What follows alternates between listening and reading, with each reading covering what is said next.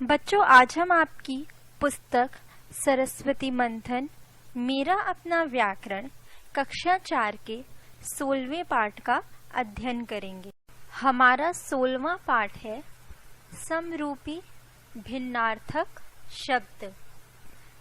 इसको अंग्रेजी में pair of similar words distinguished कहते हैं। बच्चों, समरूपी भिन्नार्थक शब्द वे शब्द हैं जो सुनने तथा लिखने में लगभग समान लगते हैं, लेकिन उनके अर्थ बहुत भिन्न होते हैं। उन्हें समरूपी भिन्नार्थक शब्द कहते हैं। बच्चों, इन चित्रों को देखें बच्चों। एक चित्र में एक है ग्रह और दूसरा है ग्रह।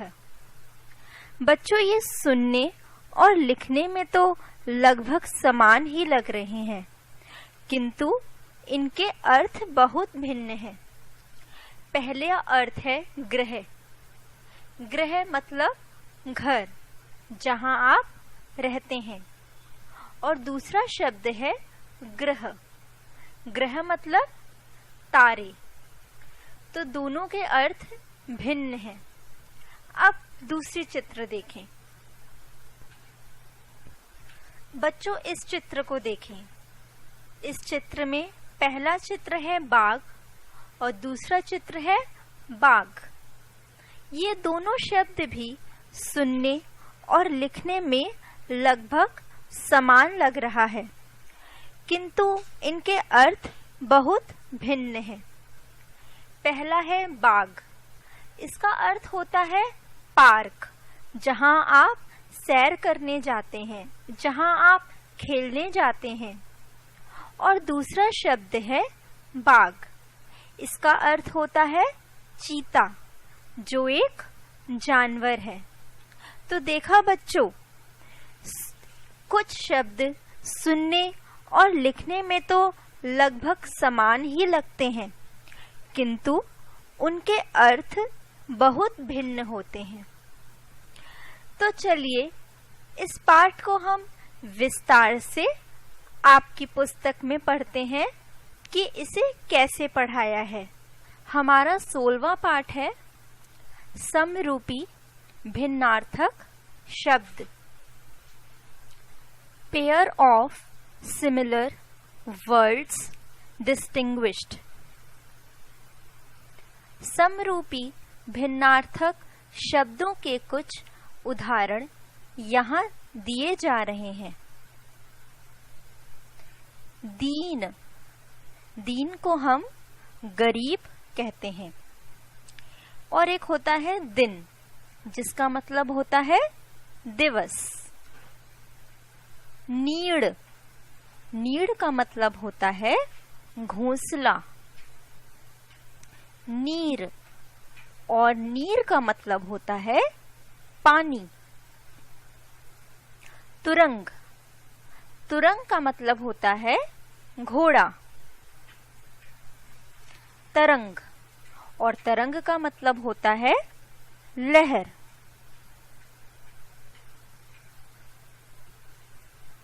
गृह। गृह का मतलब होता है घर। और ग्रह का मतलब होता है नक्षत्र। कंकाल।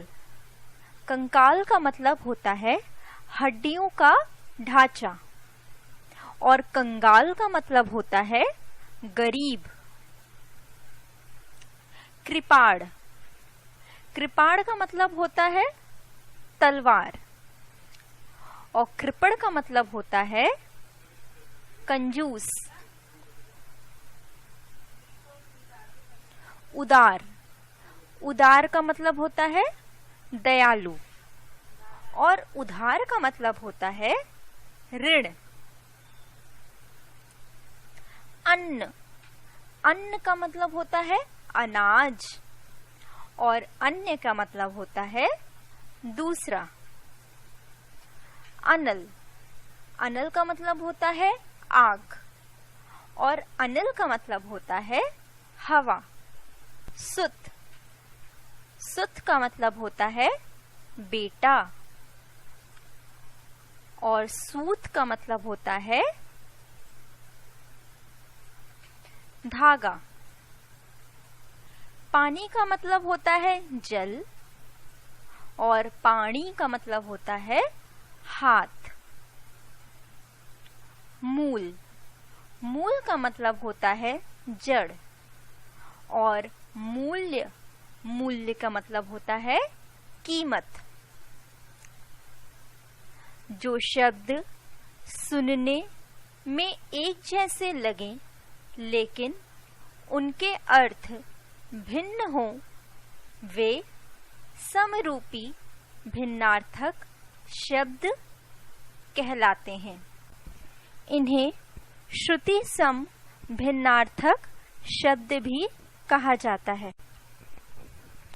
अभ्यास, अभ्यास को हम अंग्रेजी में एक्सरसाइज कहते हैं। पाठ की समझ। पहला, नीचे दिए गए प्रश्नों के उत्तर लिखिए।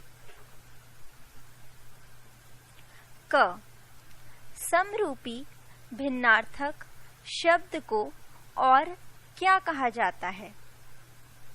बच्चों, समरूपी भिन्नार्थक शब्द को श्रुति सम भिन्नार्थक शब्द भी कहा जाता है। ख, समरूपी भिन्नार्थक शब्द किसे कहते हैं? बच्चों, जो शब्द सुनने में एक जैसे लगे लेकिन उनके अर्थ भिन्न हो, वे सब समरूपी भिन्नार्थक शब्द कहलाते हैं। भाषा की समझ। दूसरा, समरूपी भिन्नार्थक शब्दों के अर्थ लिखिए। क, अन्न, अन्न का मतलब होता है अनाज और अन्य का मतलब होता है दूसरा। ख, उदार, उदार का मतलब होता है दयालु और उधार का मतलब होता है ऋण। ग, कृपाण, कृपण का मतलब होता है कंजूस और कृपाण का मतलब होता है तलवार। घ, पाणी, पाणी का मतलब होता है हाथ और पानी का मतलब होता है जल। तीसरा, रंगीन शब्दों के समरूपी भिन्नार्थक शब्द और उनके अर्थ लिखिए। आपकी सहायता के लिए एक उदाहरण दिया गया है। क, दीन बालक 4 दिनों से भूखा था। समरूपी भिन्नार्थक शब्द। इसमें दीन का मतलब है गरीब और दिन का मतलब है दिवस। ख, बैलगाड़ी से सामान उतार लो। सामान का मतलब होता है बराबर और इसमें सामान जो दिया हुआ है इसका मतलब है वस्तु। ग, झगड़े के मूल से छोटी सी गलतफहमी थी। मूल मतलब होता है जड़ और मूल्य मतलब होता है कीमत। घ, हंस नीर क्षीर विवेकी होता है। इसमें नीर का मतलब है पानी और नीड़ का मतलब होता है घोंसला। भाषा की परख। चौथा, सही उत्तर चुनिए। क, ये समरूपी भिन्नार्थ शब्दों के जोड़े हैं। दिन, दान, दीन, दिन, दान, दीन। इसमें समरूपी भिन्नार्थक शब्दों के जोड़े हैं दीन और दिन। ख, सुत के अर्थ में यह शब्द प्रयुक्त होगा। बेटा, आदमी या लड़की।